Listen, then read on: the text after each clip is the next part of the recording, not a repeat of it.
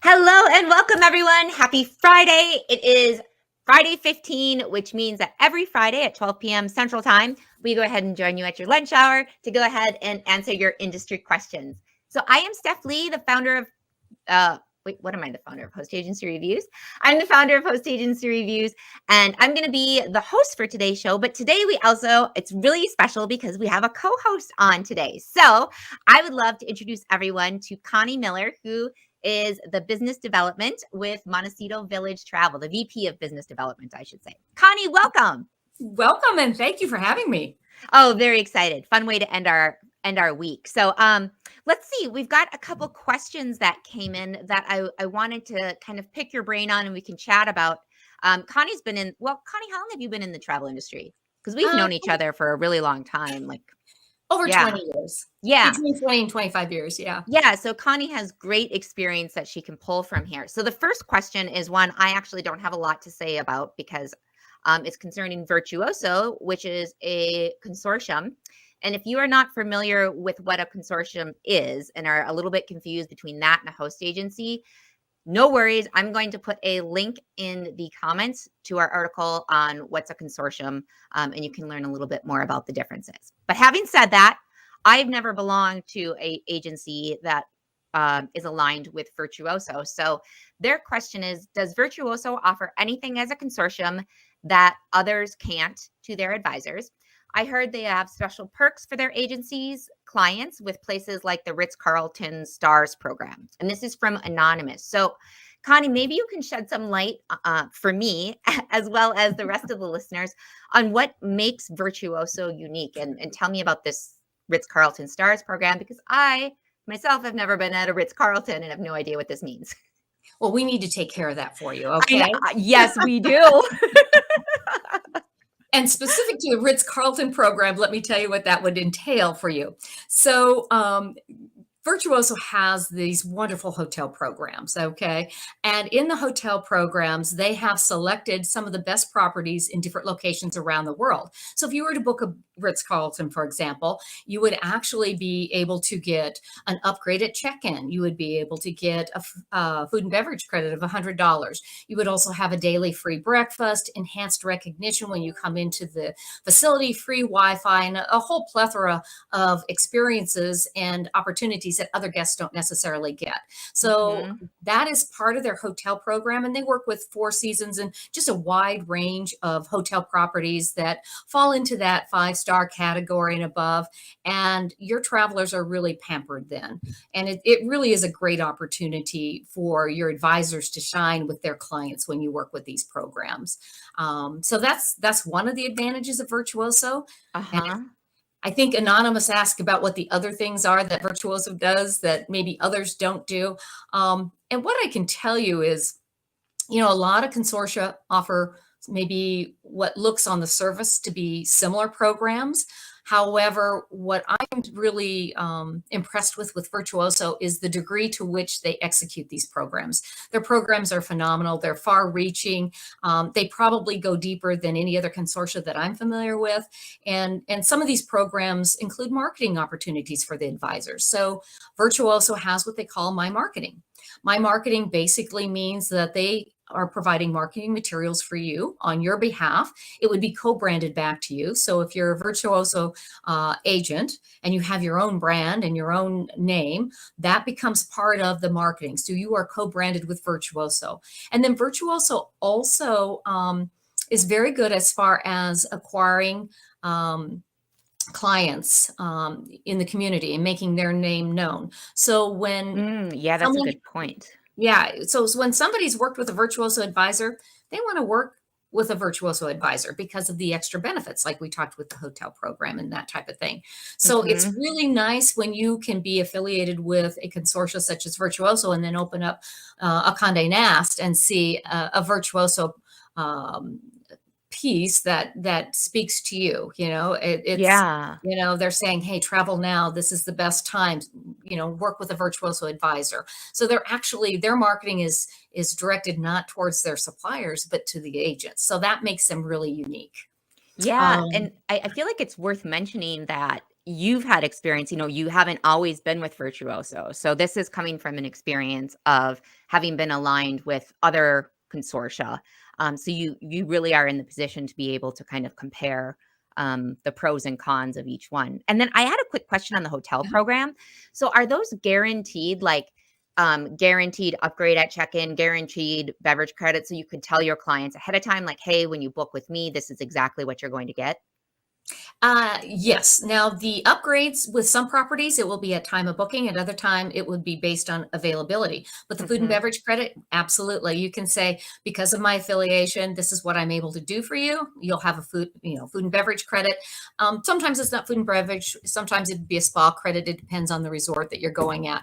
But yes, those amenities at the time of booking. Perfect. Well, let's move on to our next question, unless you had anything else you wanted to add to that, Connie. Well, one thing I would like to add, Yes. and thank you for saying that I haven't just drunk the Virtuoso Kool-Aid. Kool-Aid, so to speak. She actually, you can't see it on her shirt, but underneath it's like Virtuoso rules. She's a hardcore fan.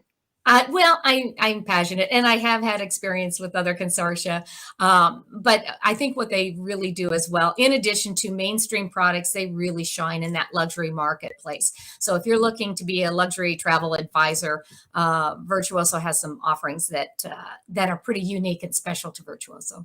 That's fantastic. We'll also put a link in to on our site, Host Agency Reviews. We don't just do reviews of hosts. We also do reviews of the consortia. So we'll put a link to Virtuoso's landing page and their profile as well for people that want to learn a little bit more about that. All right. So next question is from Jordan M. And they're asking, are there any consolidators you recommend for private fares? Many that I have looked into don't offer discounted rates on domestic or short haul flights, often just international and long haul. Yes, and before we jump into that, if that was gibberish to some of you and you're like, what in the world is a consolidator? Do not worry. We will explain that. So I don't know, Connie, do you want to take explaining it? Otherwise I can. Sure. No, I'd be happy to. So consolidators basically are resellers of traveler. So if you work with a consolidator, what this company's actually done is they've gone to the airline, they've negotiated rates, and they're buying huge quantities of air. And then they price it the way they want to price it, usually lower than what you can find in a GDS or a published rate. So their business model is entirely different than any other way that you can purchase tickets. Now, Jordan also asked about private fares. Private fares are different from a consolidator. What a private fare is basically a negotiation like we would have with the airline for a discount on flights. And it's built into the GDS system, which is the global distribution system. So when you work with an agent who's working in the system, those discounts will be applied. And it's generally in the 3 to 10% range. So that's what a private fare is. So when you're working with a consolidator, you're working with basically a reseller and discounted air. When you are getting a private fare, you're working with an agent who's working in a GDS system, and that agency has negotiated rates that provides a blanket discount for flights. And then there are contracted rates. Okay, so I hope I'm not doing too deep of a delve in No, this here. is great because we actually have an article to accompany this. And we didn't even plan this, Connie. This is just perfect. I'm going to put the link in, but keep going. Okay. Oh, I love it. So for example, we offer contracted rates. So we have contracts with airlines that give us discounts on specific routings in certain classes of service. Now, this is, really kind of getting into a deeper level, but those contracts can be quite lucrative. And what Jordan had also mentioned was transcontinental, I believe, and domestic flights. Yeah. So let me tell you how that factors out. So your consolidators, again, they're selling wherever and whatever they can. It is always probably going to be better on your international routes. Your private fares, those are going to be discounts that apply to short trips as well as maybe transcontinental or international trips. So that's where you're going to see some of that. Your contracted rates are going to be better internationally, probably. Okay, just as a general rule of thumb, they're going to be better if it is transcontinental. So international and transcontinental. But there are three different buckets that you're looking at. So to say, is there a consolidator you recommend? No, because a consolidator will specialize in different arenas as well. Yeah. So really, I guess what this boils down to, if you want advice, is if you're looking for a host agency, find a host agency that works with consolidators, that works with contracted fairs, that works with private fairs. You know, there are just so many different ways to book air. It really pays to kind of do your research and learn the differences in all of it. Yeah, very much so. And I'm going to put a link in the comments to kind of one of the our travel agent chatter podcast. We interviewed a guy that only books air. He's not well, he's kind of a corporate agent, but he worked at WestJet in their revenue department for a really long time, and he has Yeah. tons of air tips in there. So his name's Lair Bear. That's what I call him anyhow. So I'll put a link into my interview with Lair Bear. And then Connie, like, is because I know that you at Montecito Village Travel also have like a relationship where you're able to access some private fairs and contracts. Do you want to talk a little bit about who you're partnered with and the advantages for your advisors? Sure, sure. So we partnered back in the day. We negotiated our own contracts, but as this industry has grown, you know, everything's gotten a little bit bigger. So we found that we actually had better contracts when we worked through Frosh. So Frosh is where our air contracts come from, and what that provides us with is basically a glossary of the contracts, and there's just hundreds and hundreds of contracts that are available, but Yeah. also special help desks. So if we need assistance with that, we've got those special help desks. Back in the day, they were called waivers and favors. So with the air Oh, volume that we, yeah, with the air volume that we offer, there are opportunities for assistance. So like, for hmm example, if you spelled somebody's name wrong, or maybe you didn't spell it wrong, but they gave it to you wrong, or they said, gee, my name on my passport is Constance, but you wrote the ticket in Connie because they insisted you do that. You know, we can do those types of things without a fee. hmm And that's Frosh what is a advisors do. big player. Yeah. For Yes, those they that are. aren't familiar, huge player in the airline landscape. And so Mhm. that partnership can be incredibly advantageous if you're booking a lot of air. Yeah, absolutely. Thanks for asking.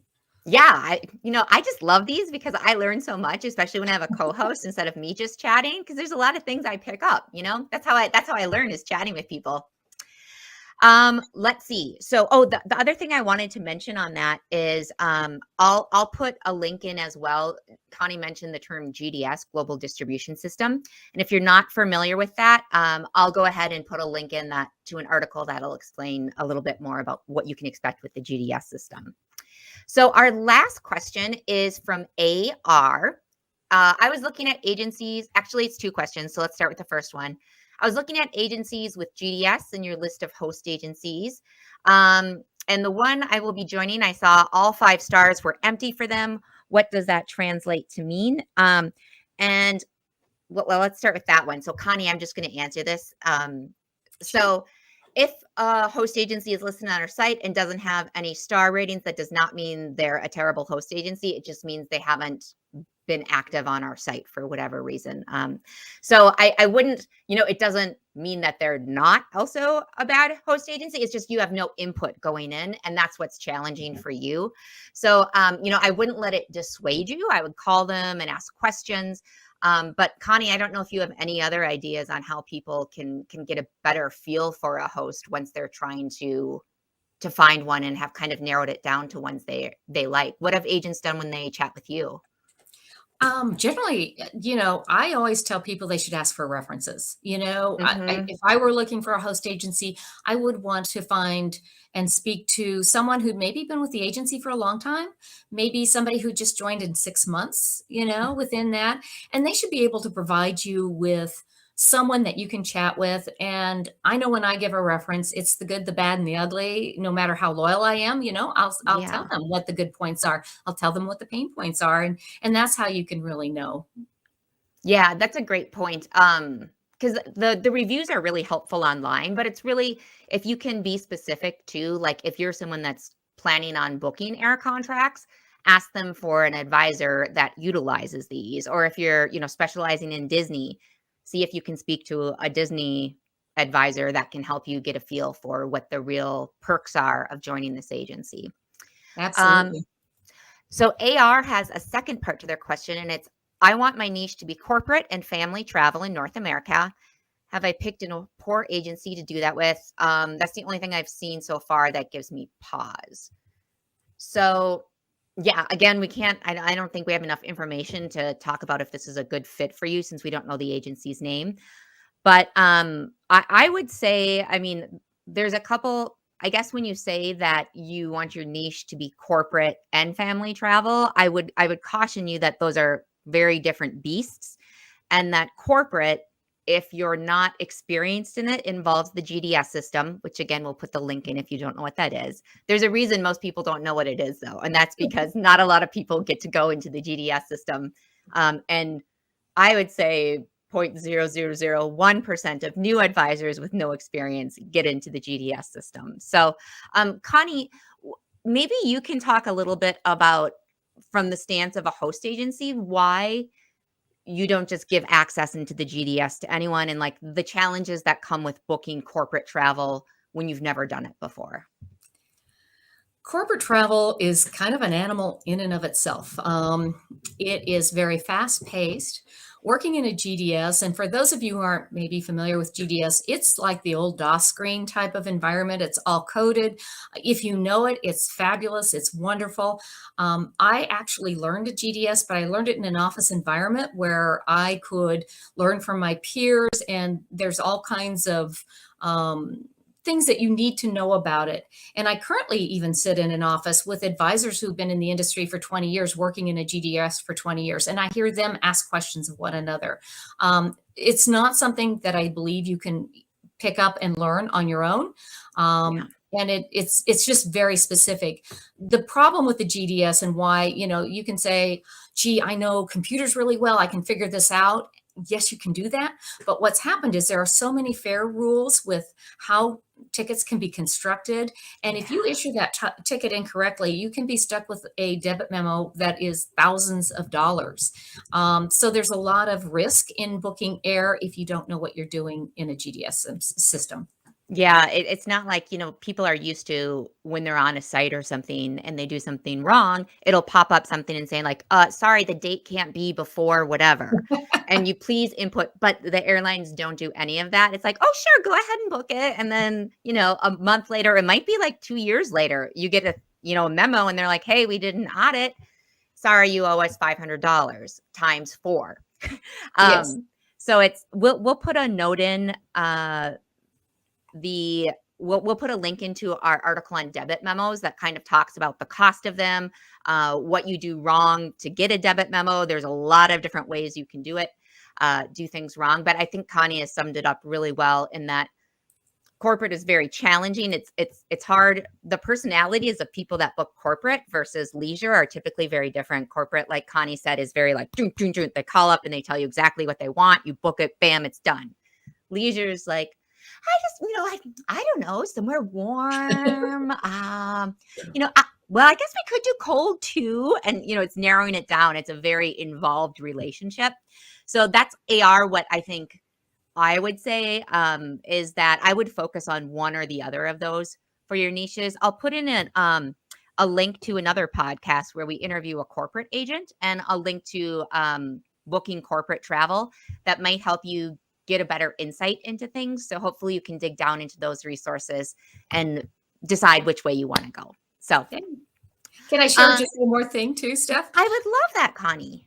So my experience has been, you either love being a corporate agent or you love being a leisure agent. Okay. Generally, you don't like doing both. Yes. So I mean, you soon find out which and where your love is. No, that is so true. You just really like, I have friends that do, well, the last travel agent chatter podcast we did was someone that does like books bands all around the world and does production travel and entertainment travel. And she sometimes will have to do the leisure travel, like people, and she's like, I hate it. Yeah. It is the worst thing. And so you'll hear that from corporate people, that their idea of the worst job ever is booking leisure. And then leisure people be like, there's no relationship with the corporate people. They just call in and tell you what to do. So I feel like you. I'm going to agree with you. Yeah, I'm going to agree with you wholeheartedly, Connie. Perfect. Well, this wraps up our Friday installment of our Friday 15. If you liked what you heard, go ahead and make sure you subscribe if you're watching it on YouTube, or go ahead, if you're listening, make sure to subscribe on your podcast platform. And we will be back next Friday at 12 p.m. Central Time. So make sure to mark your calendars, and we will talk to you soon. Thank you so much for coming on, Connie. It was wonderful to have you as a co-host. Thank you. I loved it. All right. Ciao, everyone. Bye-bye.